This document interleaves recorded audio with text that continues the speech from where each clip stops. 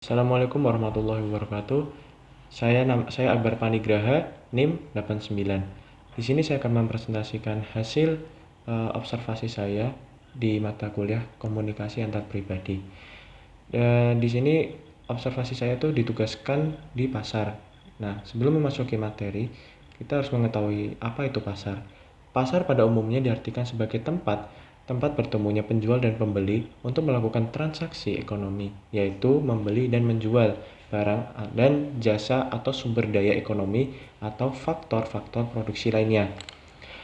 Menurut Hadri Ma'ruf, mendefinisikan pasar ke dalam 3 pengertian, yaitu yang pertama, pasar dalam arti tempat, yaitu tempat bertemunya para penjual atau produsen dengan pembeli atau konsumen. Yang kedua, pasar dalam arti interaksi permintaan dan penawaran, yaitu sebagai tempat terjadinya transaksi jual beli. Yang ketiga, pasar dalam arti sekelompok anggota masyarakat memiliki kebutuhan dan daya beli. Maksudnya adalah orang-orang yang menginginkan suatu barang atau jasa dan memiliki kemampuan untuk membelinya. Sedangkan menurut Stanton, pasar itu adalah tempat bertujuan untuk merencanakan, menentukan, mempromosikan, serta mendistribusikan barang dan jasa. Dalam hal ini, beliau mengedepankan kepuasan pembeli. Jadi intinya, pasar adalah tempat terjadinya perdagangan yang diawali dengan bertemunya penjual dan pembeli, ditandai dengan adanya proses transaksi jual beli dan tawar-menawar secara langsung yang tujuannya untuk menguntungkan kedua belah pihak. Oke, kita akan memasuki materi. Di sini observasi saya menuju ke Pasar Jongke. Pasar Jongke adalah salah satu pasar tradisional yang berada di Kabupaten Karanganyar yang terletak di Jalan Tim PS Jongke nomor L-30 Dompon Karanganyar, Kecamatan Karanganyar, Kabupaten Karanganyar, Jawa Tengah. Pasar Jongke terletak di daerah yang strategis di mana dalam banyak masyarakat yang lewat karena Pasar Jongke ini berada dekat Taman Pancasila dan terminal bus kota. Pasar Jongke didirikan pada tahun 1985 di atas lahan seluas 8.900 meter persegi, dan di dalam pasar ini terdapat 700-an pedagang kaki lima atau PKL serta terdapat 66 kios yang berada di sisi muka bangunan. Pasar Jongke mulai beraktivitas jual beli dari jam 5 pagi sampai jam 5 sore. Pasar Jongke ini sengaja buka di jam 5 pagi karena untuk memenuhi kebutuhan masyarakat pada pagi hari. Selain itu juga, penyedia bahan makanan untuk para pedagangnya yang berjualan dan sopir angkot pada pagi hari seperti warung nasi, bubur ayam, mie, bakso, dan lainnya. Maka dari itu, pasar ini buka di pagi hari. Pasar ini menyediakan bahan pokok seperti sembako, sayuran, buah-buahan, rempah-rempah, daging, dan alat masak. Sehingga tidak heran, Pasar Jongke ini merupakan salah satu pasar tradisional yang cukup lengkap yang berada di Kabupaten Karanganyar. Selain dari itu, pasar ini memberikan harga yang tergolong cukup terjangkau, kecuali untuk sembako, rempah-rempah, bumbu masak seperti cabai ataupun bawang yang terkadang suka naik harga dari ukuran normal. Di samping itu juga Pasar Jongke berdampingan dengan terminal angkot dan bus sehingga memudahkan masyarakat untuk berpergian ke pasar maupun ke daerah lainnya karena letak pasar yang tergolong strategis sehingga memudahkan transportasi menuju pasar. Lanjut, apa itu KAP? KAP itu adalah komunikasi antar pribadi, yaitu komunikasi antar orang-orang secara tatap muka yang memungkinkan pesertanya menangkap reaksi orang lain secara langsung, baik secara verbal maupun non-verbal, menurut Deddy Mulyana. Komunikasi antar pribadi merupakan pengiriman pesan dari seseorang dan diterima oleh orang lain yang menimbulkan efek dan umpan balik. Dalam komunikasi, termasuk komunikasi antar pribadi, terdapat unsur-unsur penting yang membangunnya, meliputi source atau sumber, message atau pesan, channel atau media, receiver atau penerima, dan effect atau efek. Lanjut, kita akan menganalisa hasil analisa saya di Pasar Jongke. Berdasarkan observasi yang telah saya lakukan di Pasar Jongke, selain melakukan observasi, hasil dari observasi ini terdapat beberapa unsur komunikasi antar personal yang dilakukan sehari-hari dalam kegiatan di Pasar Jongke yang dapat dihubungkan dengan teori. Meskipun tidak seluruhnya bisa dapat dihubungkan dengan teori karena tidak semua teori terjadi di pasar. Oke, yang pertama itu adalah pedagang dan pembeli. Yang pertama, proses komunikasi bersifat primer atau secara langsung, dari mana terjadi interaksi karena pedagang dan pembeli dalam berinteraksi saling tawar-menawar untuk menemukan kata sepakat dan bertemu secara langsung di tempat. Yang kedua adalah model proses komunikasi umpan balik, sebab komunikasi antara pedagang dan pembeli bersifat umpan balik karena saling bertukar informasi antara penjual dan pembeli, yang dimana penjual memberitahu harga kepada si pembeli. Yang ketiga adalah model dasar komunikasinya linear, sebab melibatkan kedua belah pihak, yaitu penjual dan pembeli, tidak semua menggunakan berjalan lancar, terkadang juga ada kesalahpahaman atau gangguan atau noise seperti perbedaan latar kebudayaan. Yang keempat, yaitu prinsip komunikasi menekankan pada fokus tertentu, sebab dalam hal ini, tujuan dari pedagang adalah agar bisa menjual dagangannya dan pembeli adalah memiliki barang yang ia inginkan. Pedagang maupun pembeli memiliki tujuan tertentu. Yang keenam, bentuk komunikasinya verbal. Sebab komunikasi yang terjadi secara verbal atau langsung antara si pedagang dan pembeli di tempat. Yang ketujuh, menggunakan gaya komunikasi asertif. Sebab pedagang melakukan komunikasi dengan pembeli dengan jujur agar tidak ada kerugian dan bisa bertanggung jawab dengan pendapatnya ketika berkomunikasi. Yang ke-8, fungsi sopan santun. Sebab dalam komunikasi antar penjual dan pembeli yaitu menghindari konflik dan bersikap baik, karena ketika fungsi sopan santun ini diterapkan maka tidak akan ada konflik yang terjadi antara penjual dan pembeli. Yang terakhir adalah mitos. Komunikasi antara penjual dan pembeli yaitu selalu tatap muka dan verbal, karena komunikasi antar penjual dan pembeli juga menggunakan cara berkomunikasi dengan lisan agar bisa lebih mudah dipahami dalam penyampaian pesan. Para penjual dan pembeli juga secara tidak langsung menggunakan proses komunikasi verbal dalam proses komunikasi ini. Lanjut, yaitu pedagang dan pemasok. Yang pertama, proses komunikasinya bersifat sekunder atau tidak langsung.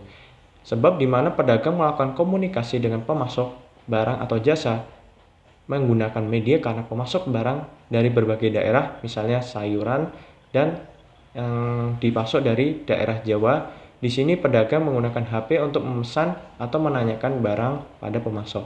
Yang kedua, itu model proses komunikasinya timbal balik. Komunikasi yang dilakukan antara pedagang dan pemasok bersifat timbal balik karena susah terjalin sebelumnya dan pesan yang disampaikan sama. Yang ketiga adalah model dasar komunikasi interaksional. Pedagang yang menggunakan media untuk mengirim pesan kepada pemasok, di mana media ini sebagai unsur lain. Yang keempat, model prinsip komunikasi antar personal berubah karena teknologi. Pedagang dan pemasok melakukan komunikasi dengan menggunakan media yaitu handphone sebagai sarana pengiriman pesan. Di sini pedagang maupun pemasok menggunakan teknologi dalam berkomunikasi. Yang kelima, menggunakan gaya komunikasi asertif. Pedagang dan pemasok menjalin kerjasama yang didasarkan pada kepercayaan satu sama lain demi menguntungkan kedua belah pihak. Yang keenam, fungsi sopan santun. Dalam komunikasi antara pedagang dan pemasok yaitu menghindari konflik dan bersikap baik. Karena ketika fungsi sopan dan santun diterapkan maka tidak akan ada konflik yang terjadi antara pedagang dan pemasok. Yang ketujuh, mitos. Komunikasi antar pedagang dan pemasok yaitu soal tatap muka dan verbal, karena komunikasi antar pedagang dan pemasok juga menggunakan cara berkomunikasi dengan lisan agar bisa lebih mudah dalam penyampaian pesan serta agar mudah dipahami. Para pedagang dan pemasok juga secara tidak langsung menggunakan proses komunikasi verbal dalam proses komunikasi ini. Lanjut, yaitu tukang parkir dan pengunjung. Maksud dari pengunjung ini bisa pembeli, pedagang, pemasok, yang intinya orang yang berkunjung ke pasar menggunakan kendaraan. Oke, yang pertama yaitu proses komunikasi bersifat sekunder, menggunakan bahasa tubuh dan fluid sebagai sarana penyampaian pesan. dengan mengarahkan pengunjung ke tempat parkir dan manipulasi untuk mengatur parkir. Yang kedua, model komunikasi umpan balik. Tukang parkir ini memberitahu dan mengarahkan pengunjung ke tempat parkir. Tukang parkir tersebut memberikan informasi dan pengunjung memberikan respon dengan parkir di tempat yang telah diinformasikan. Yang ketiga, model dasar komunikasinya linear karena ada dua pihak yang terlibat, yaitu tukang parkir dan pengunjung. Yang keempat, bentuk komunikasinya nonverbal. Di sini tukang parkir menggunakan gerakan tangan dan peluit.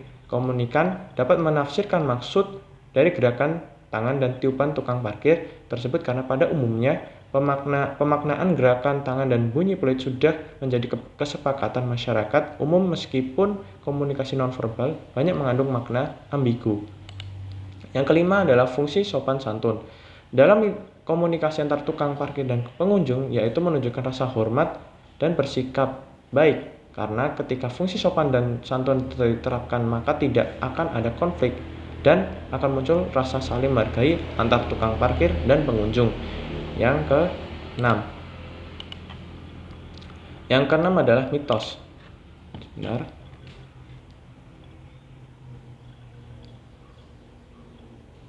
Komunikasi antara tukang parkir dan pengunjung adalah nonverbal karena komunikasi antara tukang parkir dan pengunjung menggunakan cara berkomunikasi dengan gerakan serta menggunakan peluit agar bisa lebih mudah dalam penyampaian pesan serta agar mudah dipahami.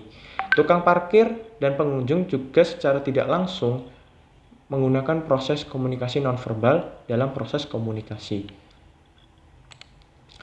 Yang selanjutnya itu petugas kantor atau Pemda dan pedagang. Yang pertama, proses komunikasi bersifat sekunder. Di Pasar Jongke, ada petugas yang mengatur dan mengamati kegiatan pasar. Di sini petugas tersebut menggunakan mikrofon untuk menyampaikan pesan ke seluruh penjuru pasar agar pesan lebih mudah tersampaikan. Yang kedua, model komunikasinya memusat.